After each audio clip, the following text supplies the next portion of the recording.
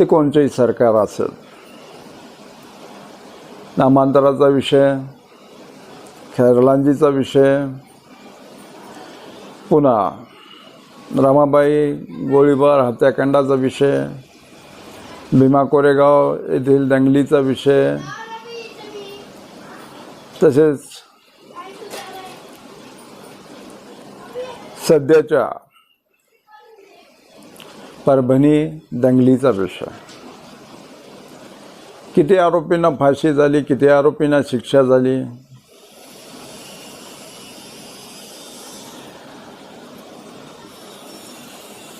ज्या वेळेस काँग्रेसचे सरकार असेल त्याच्यामध्ये सुद्धा मनोवादी प्रवृत्तीचे लोक असतील, पण त्याच्यावर नियंत्रण ठेवणार पेशवे विदेशी ब्राह्मण आहेत. तसेच इंग्रजांनी ज्या पद्धतीने राज्य केलं, प्रत्येक महत्त्वाच्या ठिकाणी इंग्रज अधिकारी राहत होता, त्या पद्धतीने ब्राह्मण अधिकारी प्रत्येक ठिकाणी काँग्रेसचं सरकार असेल किंवा भाजपचं सरकार असेल, काँग्रेसमधलेच पेशवे मनोवादी प्रवृत्तीचे पिलावळ सध्या भाजपमध्ये आहेत. आणि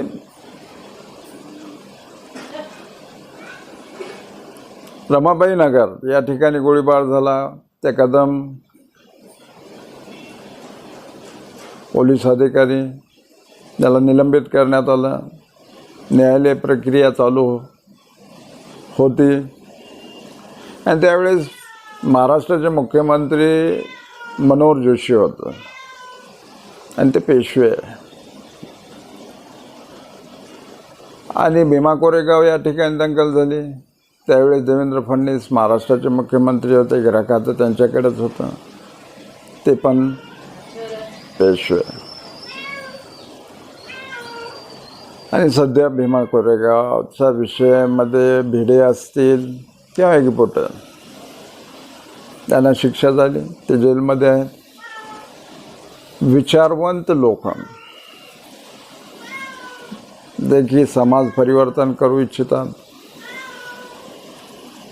संविधानाला मानतात, असे लोक जेलमध्ये आहेत. परभणी या ठिकाणी संविधानाचे संरक्षण रक्षण करणाऱ्या लोकांना मारहाण करण्यात आली आणि त्यांच्यावर गुन्हे दाखल करण्यात आले. म्हणून देशात लोकशाही हे संविधान आहे, तर संविधान देशामध्ये दाखविलं जातं, पण त्या पद्धतीने राबविण्यात येत नाही. म्हणून